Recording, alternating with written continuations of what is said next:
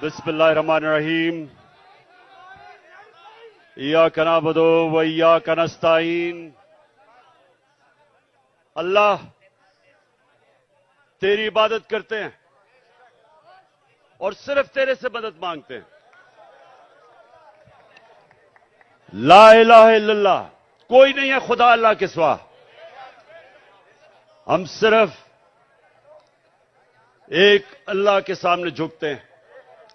ना मैं किसी इंसान, ना किसी इदारे, किसी के सामने मैं ना जिंदगी में झुका हूं और इंशाल्लाह आपको भी कभी झुकने नहीं दूंगा।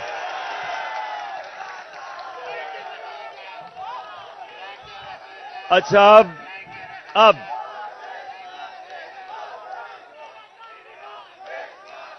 शुक्रिया। अच्छा सुने आप, मैंने आज आप सबको यहां इसलिए दावत दी कि जिस जज्बे और जुनून से, जिस तरह आपने जेल भरो तहरीक में शिरकत की, मेरी 26 साल की इस सियासी जद्दोजहद में जो मैंने आपका जज्बा, आपका जुनून और आपका ईमान जो मैंने वो देखा, तो मैंने अल्लाह का शुक्र अदा किया कि मैं अपने सामने एक हजूम को कौम बनते देख रहा हूं।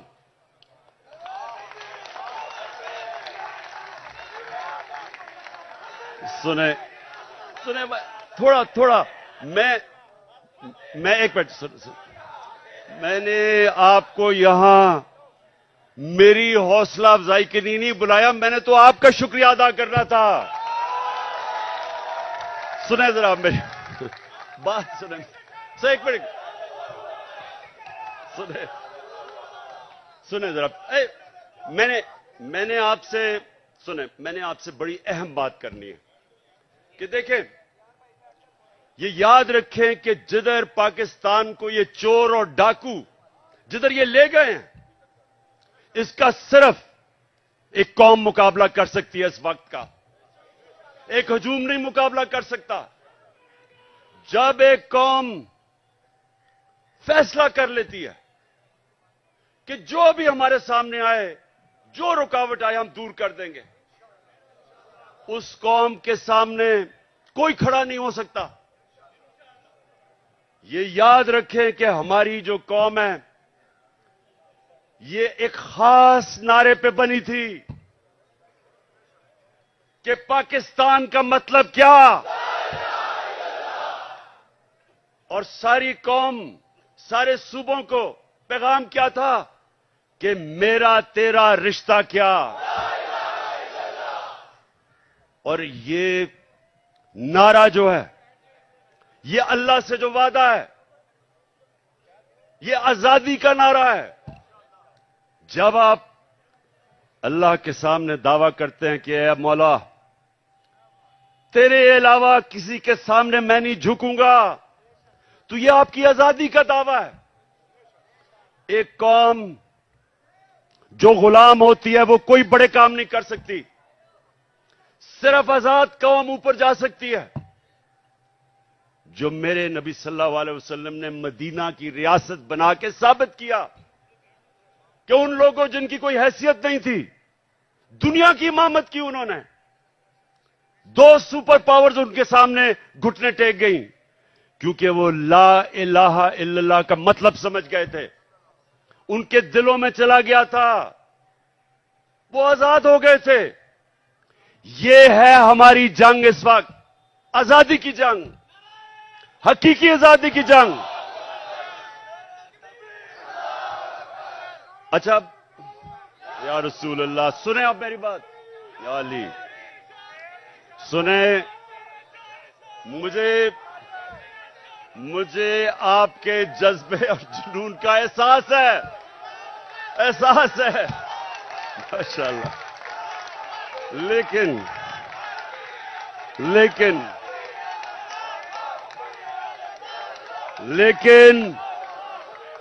सुने जरा, सुने सुने, अच्छा सुने सुने सुने सुने, बस सुने, बस। अच्छा अब आज जो पाकिस्तान का बदतरीन वक्त है, माशरत डूब गई है, तनख्वाहदार और गरीब पाकिस्तान की तारीख की सबसे ज्यादा महंगाई में पिस गया है। जिन लोगों ने इस मुल्क के ऊपर मुसल्लत होकर इसको तबाह किया, उनके पैसे बाहर पड़े हुए हैं।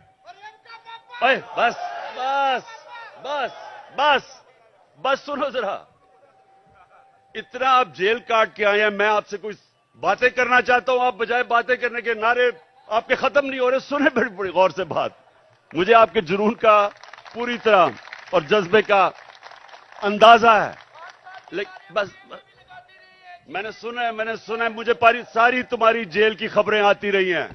जिस तरह मैं क्रिकेट मैच का स्कोर देख रहा था, उसी तरह आपके जेल के हालात देख रहा था। अच्छा अब सुने जरा मेरी बात। देखें, आज हमारा मुल्क ये नीचे क्यों दुनिया के सामने जलील हो रहा है। वो क्राइम मिनिस्टर जाके पैसे मांगता फिर रहा है और लोग ठुकरा रहे हैं उसको। कोई पाकिस्तान का, आपके हिंदुस्तान की चैनल देखें तो जो पाकिस्तान को जलील किया जा रहा है, तो ये क्यों हुआ? अब जरा बड़ी गौर से बात सुने, मेरे जज्बा और जुनून वाले, मेरे जो टाइगर, जिस तरह आप जेलों में होके आए हैं, मेरी गौर से बात सुने। देखें, अल्लाह का हुक्म है, अमर बिल मारूफ व नही अनिल मुनकर। क्या मतलब है उसका? हुक्म है अल्लाह को एक कौम को कि तुमने राय हक पे खड़ा होना है, सच पे खड़ा होना है, अच्छाई के साथ खड़ा होना है और बुराई और जुल्म का मुकाबला करना है, जिहाद करनी है। यह हुक्म है अल्लाह का। आज अगर पाकिस्तान का आपने ये हाल देखना है, जो हम नीचे, कभी भी पाकिस्तान इतना नीचे नहीं गिरा जो आज है, तो उसकी जरा वजह सुन लो। प्राइम मिनिस्टर 16 अरब रुपए का एफआईए का केस की चोरी में सजा होने लगी थी।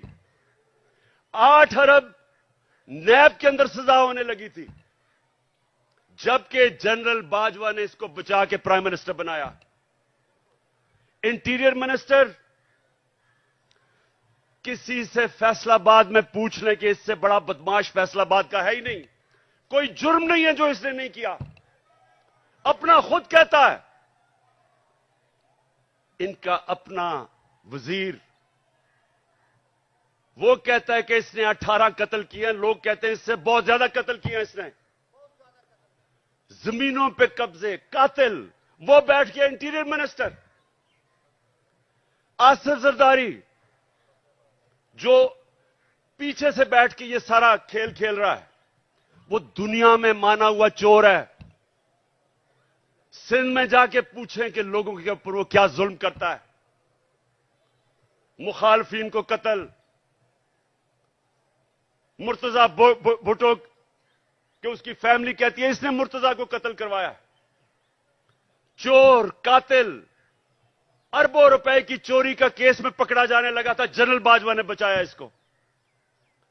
और उधर लंदन में बैठा हुआ भगौड़ा जो मुल्क को वहां बैठ के कंट्रोल कर रहा, सजाए याफ्ता, अरबों रुपए के घर में बैठा हुआ लंदन में, जो यहां से चोरी करके पैसा लेके गया, वो मुल्क को वहां से बैठ के फैसले कर रहा है कि आर्मी चीफ कौन बनेगा। मुझे यह बताएं कि जब मुल्क के सरबरा ऊपर फैसला करने वाले मुल्क के बड़े बड़े मुजरिम बैठ जाएंगे, तो क्या मुल्क का दिवालिया नहीं निकलना? कौन सा मुल्क दुनिया में, मुझे एक मुल्क बताएं जो कि ऊपर जा रहा हो और जिधर इस तरह के चोर बैठे हो। और अल्लाह का हुक्म है हमें कि हमने तो इन लोगों के खिलाफ जहाद लड़नी थी। जब इंसान भेड़ बकरियां बन जाते हैं, जब वो राय हक पे नहीं खड़े होते, जब वो जुल्म का मुकाबला नहीं करते, तो अल्लाह उनको भेड़ बकरियों की तरह रखता है। उनकी कोई हैसियत नहीं होती। जिस कौम में जुल्म का मुकाबला करने की सकत नहीं होती, दिलेरी नहीं होती, वो कौम गुलाम बन जाती है। मैं बार बार इस्लाम के सबसे बड़ा जो सानिया हुआ था करबला का, मैं बार बार बताता हूं कि कूफा के लोगों को पता था कि हजरत इमाम हुसैन राय हक पे खड़े थे। उनको पता था, लेकिन यजीद के जुल्म के खौफ की वजह से उन्होंने इस्लाम की तारीख का सबसे बड़ा जुल्म होने दिया। ये जो खौफ का बुत है, ये इंसान को गुलाम बनाता है। इसकी पूजा करोगे, गुलाम भी होगे, जलील भी होगे। आज सारी दुनिया में पाकिस्तान जलील हो रहा है। भिखारियों की तरह कर्जे मांग रहे, कोई नहीं दे रहा, क्योंकि चोर ऊपर बैठे हुए हैं। वो क्यों नहीं दे रहे पैसे? नंबर वन, उन सारी बाहर की दुनिया के लोगों को पता है कि ये जो ऊपर बैठे हुए हैं, ये सबसे बड़े डाकू हैं, इनके पैसा बाहर पड़ा है।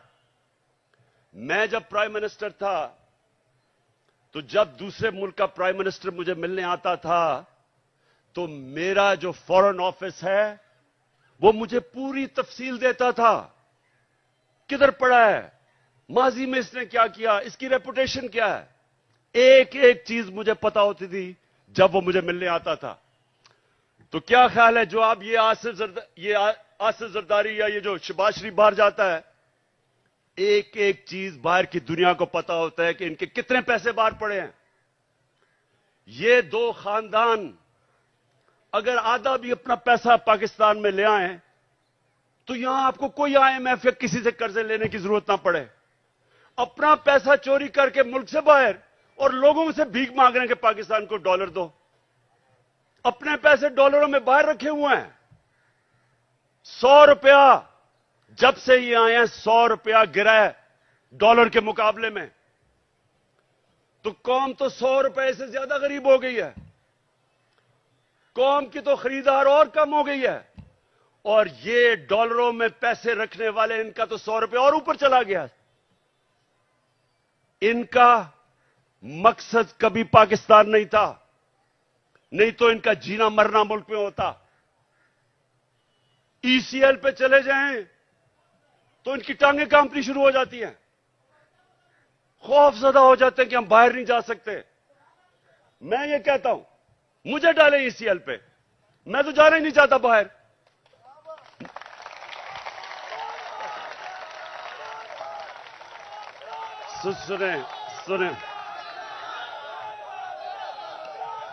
सुने जब एक मुल्क के ऊपर जराइम पेशा लोग बैठ जाएं और एक मुल्क का आर्मी चीफ साजिश करके उनको ऊपर बैठा दे और फिर कौम को डराए कि अगर आप कुछ करेंगे तो जेलों में डाल देंगे, आपके ऊपर केसेस कर देंगे, खौफ दिलवा के इन चोरों की गुलामी करवाए, और कौम चुप करके ये गुलामी तस्लीम कर ले। वो मौलाना रूमी ने जो कहा था, उनसे पूछा कि कौम कैसे मरती है। मौलाना रूमी से पूछा कि इंसान तो हमें पता कैसे मरता है, कौम कैसे मरती है। मौलाना रूमी ने कहा, जब एक कौम अच्छे और बुरे की तमीज खत्म करती है, कौम मर जाती है। ये हमारी मौत है। ये सुन लो पाकिस्तानियों, ये मौत है। ये चोर जो ऊपर बैठे हुए हैं आपके सामने, इनके ऊपर जो केसेस हुए हैं, केसेस इमरान खान ने नहीं बनाए। इनके केसेस, इनकी जब हुकूमतें थी 10 साल में, तब के केसेस बने हुए हैं। ये सागदार नून लीग की हुकूमत में बाहर भागा था। नवाज शरीफ के 2 बेटे नून लीग की हुकूमत में बाहर भागे थे। मैंने केसेस नहीं बनाए थे। मरियम जो पकड़ी गई पनामा के अंदर, वो तो इंटरनेशनल इंकशाफ हुआ था, जिधर पता चला कि अरबों रुपए के 4 मेफेयर के लंदन के सबसे अमीर महंगे इलाके में इसके नाम पे निकले, और इसके भाई ने टीवी पे जाके तस्लीम किया कि अल्हम्दुलिल्लाह ये मरियम नवाज के फ्लैट है। आज तक एक रसीद नहीं बता सके कि पैसा किधर से आया है, क्योंकि चोरी का पैसा था। वो फिर रही है जिस तरह के कोई मलका एलिजाबेथ फिर रही है पाकिस्तान में, हर जगह कभी एक तक।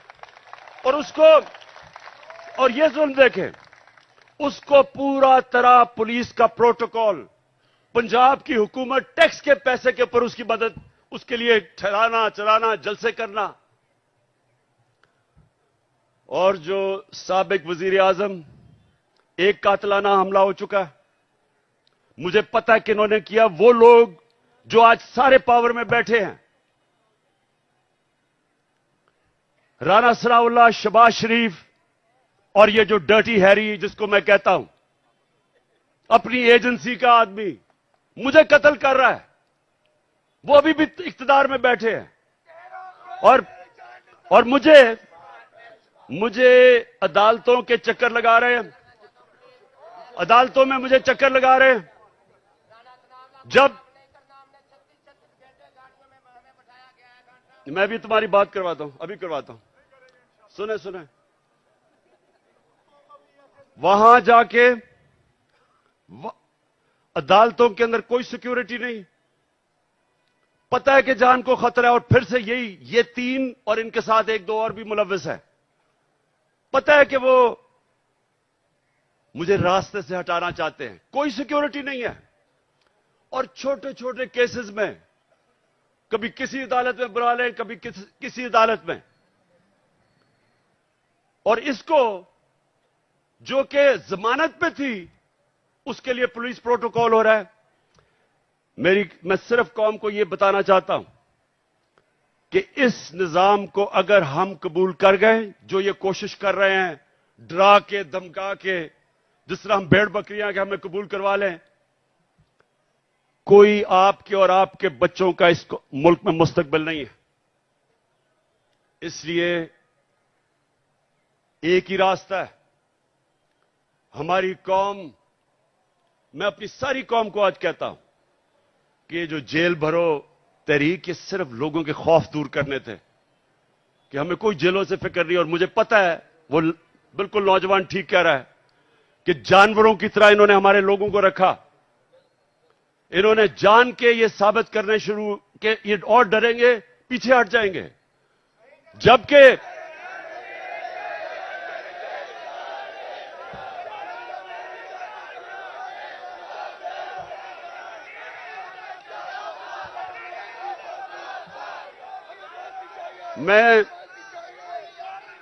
मैं देख रहा था कि हर शहर में ज्यादा लोग निकलना शुरू हो गए जेलों के लिए। यानी जैसे जैसे तहरीक बढ़ रही थी और ज्यादा लोग जेलों के लिए तैयार हो गए। और मैं एक दिन मैं देख रहा था कि किस तरफ जा रहा है। मैंने कॉल देनी थी सारे पाकिस्तान को कि एक दिन सारा पाकिस्तान निकले और जेलों में जाए ताकि इनकी सारी खत्म कर दो।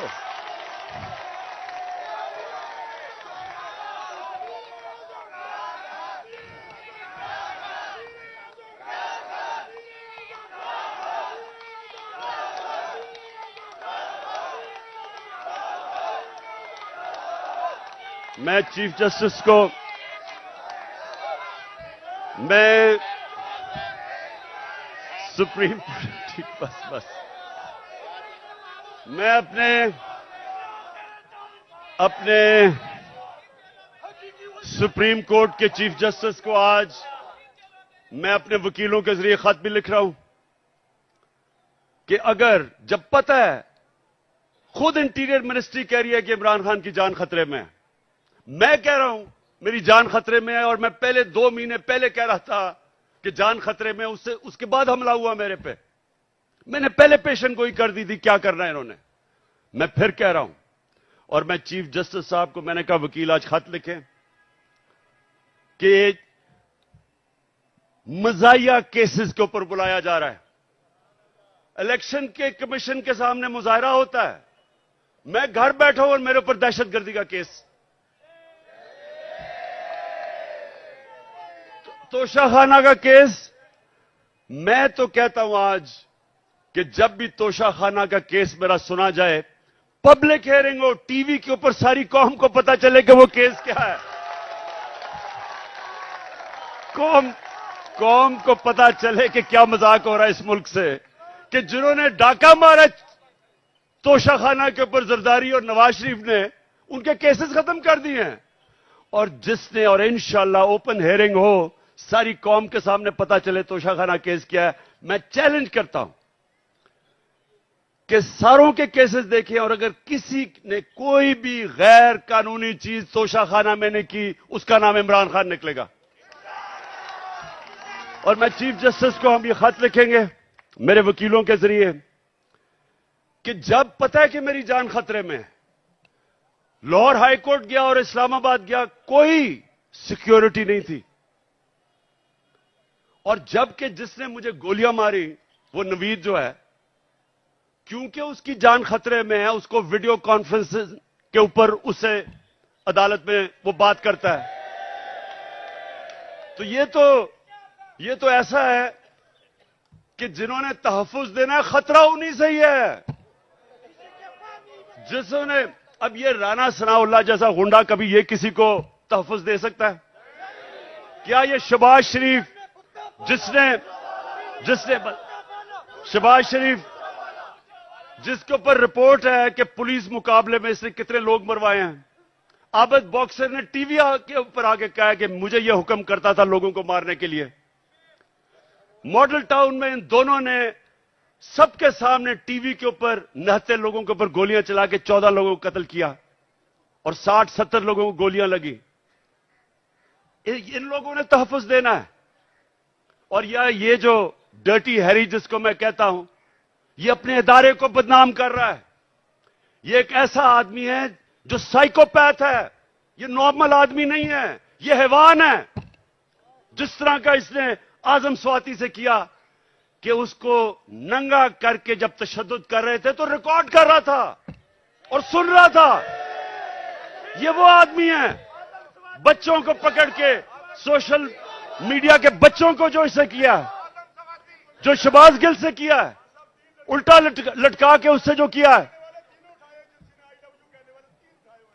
इन्होंने सोशल मीडिया के लोगों के ऊपर जो जुल्म किया, सहाफियों से किया, जो अरशद शरीफ से किया, अब लोगों को पकड़ पकड़ के वो जो जावेद बेचारा चौकीदार, उसको उठा के ले गए, उसको नंगा किया, उल्टा लटकाया। एक तो ये साइकोपैथ, नंगा करने का इसको बड़ा शौक है, ये नॉर्मल नहीं है, इसका ज़हनी तवाजुन ठीक नहीं है। नंगा करके फिर उसको एक चरपाई के साथ बांधा, कुत्ते की तरह उसको जंजीर बांध के चरपाई के साथ 3 दिन बांधा। कौन करता है अपने लोगों से ऐसे? इदारे को ये बदनाम कर रहा है और ये लोगों ने मेरी हिफाजत करनी है, खतरा ही इन लोगों से है। और इसलिए मैं चीफ जस्टिस को कह रहा हूं कि जब नवाज शरीफ जेल में था तो हमें हुक्म आया, मैं प्राइम मिनिस्टर था, कि अगर इसको जेल में कुछ हुआ तो आप जिम्मेदार हैं, हम जिम्मेदार हैं। तो मुझे तो खतरा ही उन लोगों से है। और मुझे कभी उधर जा रहा हूं, कभी किसी अदालत में, तो मैं आज चीफ जस्टिस साहब को इसके ऊपर लिखूंगा कि कौन जिम्मेदार है कि जब बार बार मुझे ये जाली केसेस पे बुला रहे हैं। और जब भी मेरा केस हो, और मैं चाहता हूं कि सारी कौम के सामने आए कि इमरान खान के ऊपर कौन से केसेस है, ताकि पता तो चले कि ये डाकुओं के अरबों रुपए के केसेस, हर किस्म का जुर्म किया है, वो माफ हो रहे हैं। और 74 केसेस मेरे ऊपर बना चुके हैं अब तक, और मेरे लोगों के ऊपर, हर के ऊपर, आजम स्वाति के ऊपर 30 केस, शहबाज गिल एक केस खत्म होता दूसरा केस। क्या जुर्म है इनका? क्या यह आजम स्वाति का जुर्म था कि उसने कहा कि NRO 2 जनरल बाजवा ने दिया इस पे किसी को कोई शक है? किसी को शक है? तो सच बोलने के ऊपर तशद्दुद, 34 केसेस, कभी किधर जा रहा है, कभी सिंध जा रहा है, कभी बलोचिस्तान जा रहा है। क्या ये पाकिस्तान का आज इंसाफ का निजाम है? और यही होना था जब चोरों को बाजवा ने ऊपर बैठा दिया, हमारे मुजरिमों को। तो मैं अपनी आज सारी कौम को कह रहा हूं, जो आगे जब तक मेरी कौम इस जुल्म का मुकाबला नहीं करेगी, आगे आपके और आपके बच्चों का मुस्तकबिल अंधेरे में है। मैं जब शुरू में 11 महीने पहले कह रहा था, जब चोर ऊपर आए, मैंने पहले दिन से कहा कि मैं कभी इनको तस्लीम नहीं करूंगा। मैंने तब कहा था, मैं आज भी कह रहा हूं कि अगर मेरी कौम इनके खिलाफ ना खड़ी हुई, अगर हमने इनके सामने ना खड़े हुए, कोई मुस्तकबिल नहीं है इस मुल्क का। 8 लाख सबसे पढ़े लिखे लोग, प्रोफेशनल्स, पिछले चंद महीने में मुल्क छोड़ के चले गए हैं।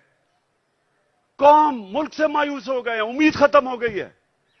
और क्यों ना हो, किसी मुल्क के ऊपर इन मुजरिमों को बिठा दो। मैं चैलेंज करता हूं, इन मुजरिमों को कल बरतानिया के ऊपर बिठा दो, उसका दिवालिया निकाल देंगे।